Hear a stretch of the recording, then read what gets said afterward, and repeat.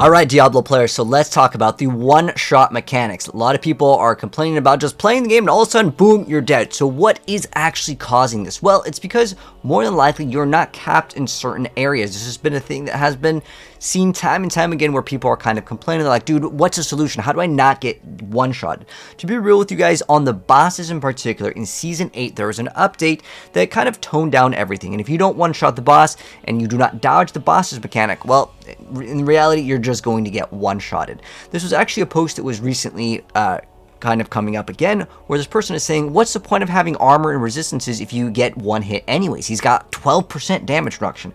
Well, brother, I can tell you that that is not enough damage reduction. Even if you get 100% damage reduction, you still will get one-shotted by certain mechanics because the game is intending for you to move out of the way. When there is a giant red circle or some sort of AoE on the floor, you simply need to move out of it.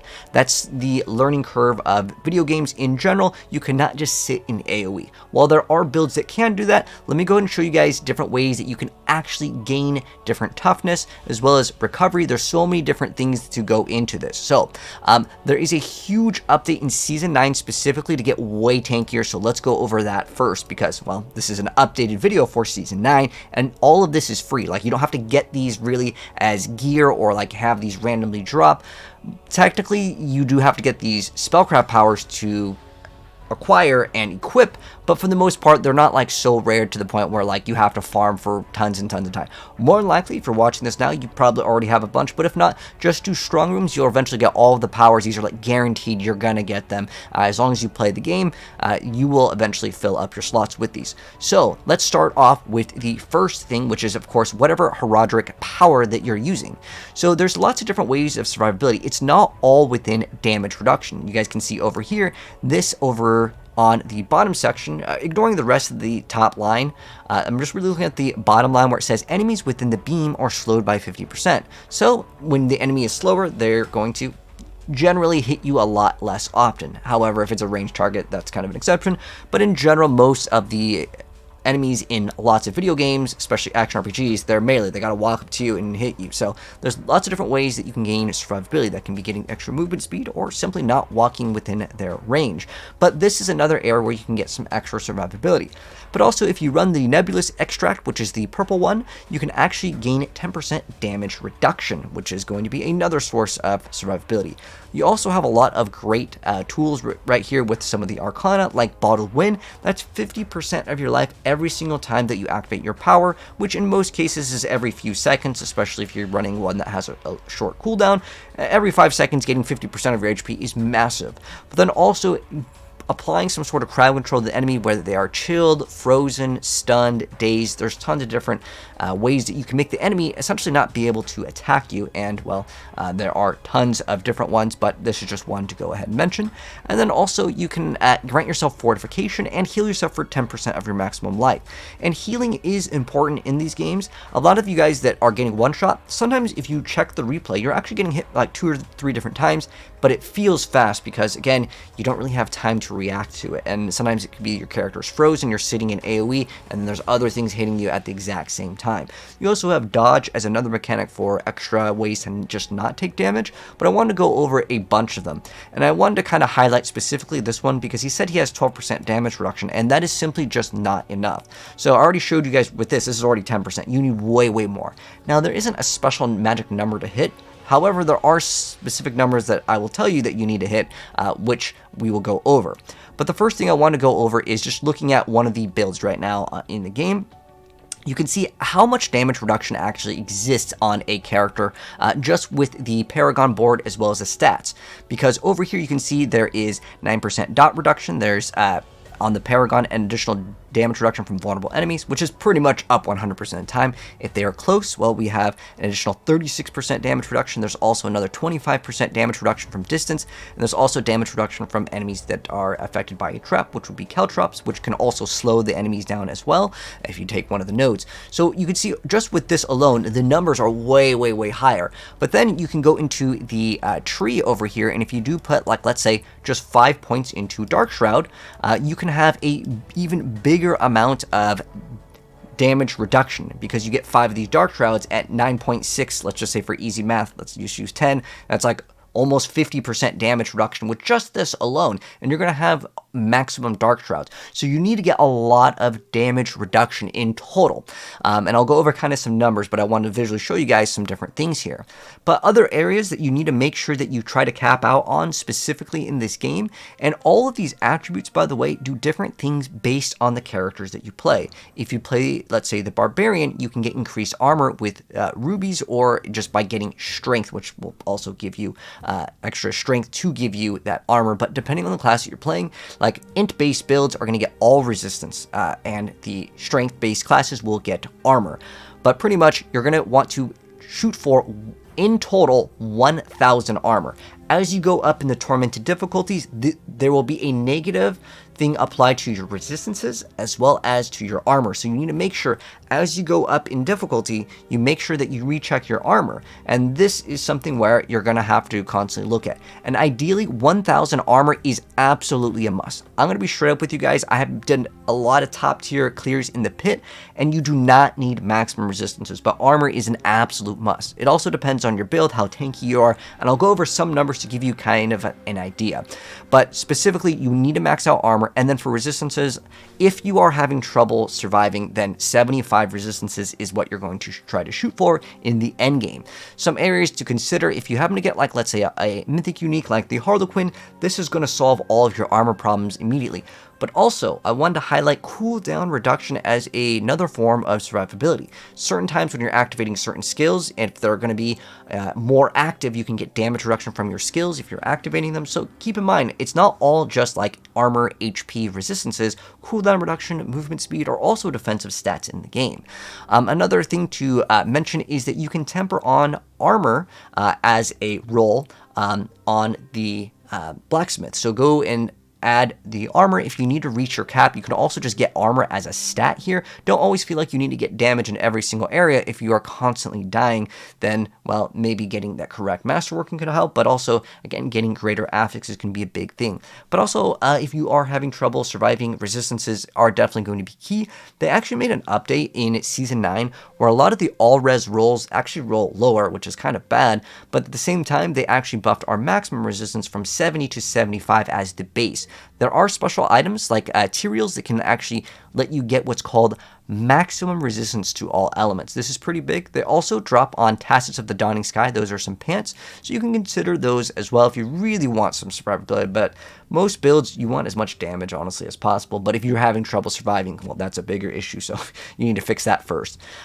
But there are two boots in particular, because boots is usually not a slot unless you're playing a very specific build where you have to play a pair of boots. But getting something like a greater affix on all res and then getting some masterworking done, you don't have to have triple. I just want to show you in theory what's like the highest amount though, but this already gives you 50%. And remember, you can go up to 75. This is going to cover a lot of it, but remember, as you go up in difficulty, you will also get negative resistances applied to you. So you're going to need to get more than just the extra 20%, because if this was all the resistances that you had, well, again, once you go higher up in difficulty, it applies a debuff to your character.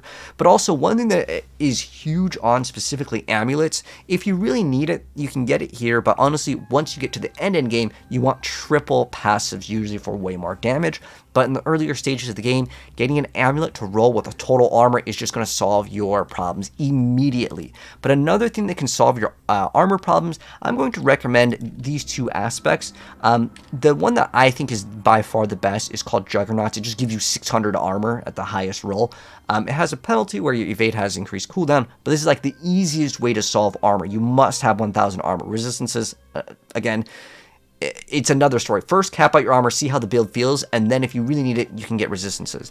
But there are, again, top tier pit clears with negative resistances. Again, we're talking about the top level, because you want to get as much damage as possible to clear these pits.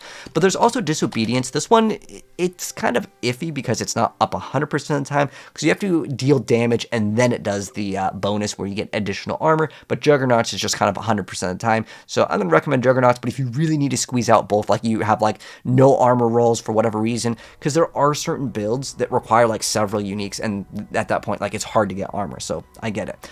But also, I wanted to mention, The Yen's Blessing are another pair of boots that can give you a good chunky amount.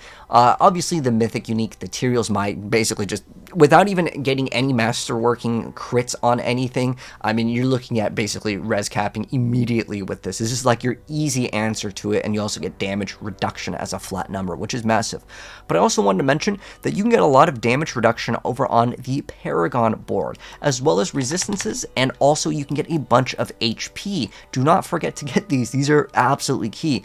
If you watch lots of content creators that are like blasting, and even myself, we skip out on all of these things in most circumstances earlier on because we're just trying to get as much DPS as possible because we understand how to play the game a little bit more than maybe just some of your average players that don't know the boss mechanics. Your idea might be go up to the boss, just hit him until he dies, and he might do a move where if you don't know how it works, then, well, you're just going to get one shot. Like when Vlad does his little like acid spray, you gotta kind of move to the side so you don't get hit by it.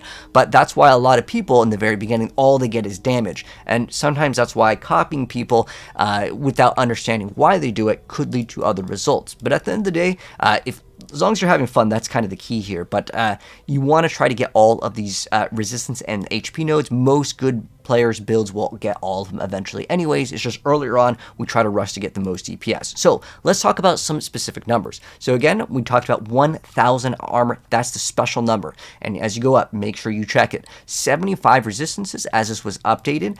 And as far as HP goes, I would say 10k is about the minimum amount of HP. You want to try to get greater affixes in maximum life in a lot of different areas if you can. It's a very common role. So look out for getting your character's main stat as well as getting at least 10k HP towards the end of the game. Obviously, if you're still like leveling, you're not even Paragon 200, don't worry about this, you will transition into it, but it really comes down to getting a lot of extra HP on the Paragon board. Oh, also, since we're talking about Season 9, there is also these gems that we can actually play. So there's one over here where it says for each School of Arcana that you have equipped, you can get 5% damage reduction. So that's 15 right there. That's already better than the guy that was at 12%. And then it also gives you maximum resistances. That one's pretty good. There's another one over here where you get extra primary core stat as well as max life. So primary core stat can be resistances or armor. And then also you have another one where it's going to give you more barrier and fortification. Fortification, it's like 10 or 15% DR. I think they've changed it, but it also gives you barrier, and thorns is kind of something else. But for the most part, a lot of builds may want to run the barriers, and you get 30x more barrier. You can also run the one where it gives you the Earthen Bulwark for Druid. That is a Runeword combo if you want to throw that into where you can get the Bulwark. That is called the Q rune, and this will give you a big chunky amount of barrier as well. So look at other options that can socket into your gear as well for extra damage reduction. There's also a rune that can give you 20% max HP. So again, try to get at least 10k. I'd say is kind of the bare minimum. But there's a lot of builds where like you can get so much barrier, like the Death Trap row, where you can get away with a lot less because every single time you activate it, you're spending 100 resources, which activates Second Wind to give you 50% of your HP as barrier every 0.3 seconds. It's insane. So keep in mind, you don't use this as you have to get this, but if you're dying constantly, use this as somewhat of a guideline. This is absolutely a must though, okay? So you have to get that 1,000 armor. Again, I stress it a bunch, but again, that's the main thing that's going to get you a lot more survivability and prevent one-shots. Another thing is that you can get a lot of damage reduction in the game, but even if you get 100% damage reduction, you will never take 0 damage in the game. The way the math works is just, it's not going to do that. But also another important thing is that it's much better to have one big source of damage reduction versus 3 smaller ones, even if it's the same number. So I'm going to use this for example. If I have 3 things that give me 25% damage reduction, the other thing that gives me 75% damage reduction is just much better. So keep that in mind if you do have the decision to make where it's like you could take 2 smaller ones or 1 big one, take the 1 big one, it will actually equal more.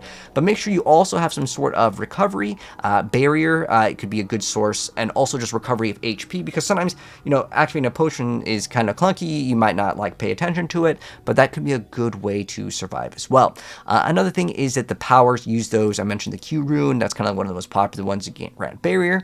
And then also, this is another thing that I think it sounds dumb, but like, you know, when people are fighting some of these bosses, like if you're fighting Gregor, you can't just sit in the lightning thing and be like, oh man, I'm getting one shot. Well, you can't stand in the AoE, and sometimes it may be in your best interest to wait till you get powerful enough to then one-shot the boss consistently versus trying to do these 5-minute runs where like you might actually die, because some of these bosses sometimes it does become quite challenging. But again, do not sit in AoE. Again, these you must dodge specifically in Season 8. They have updated it, but again, in Season 9, these are going to be your key friends here to get maximum resistances.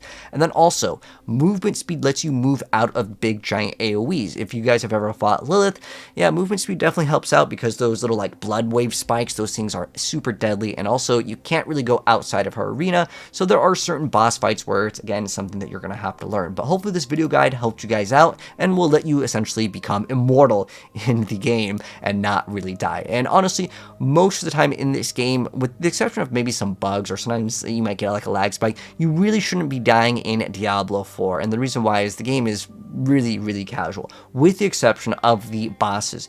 If you are dying consistently on the bosses when they do like, again, Belial's like, you know, giant like laser green beam, or if he has a mechanic with the eyes, you generally can't stand on that. So you can technically survive on it with certain builds, but don't try to get that amount of tankiness. You're kind of wasting your time.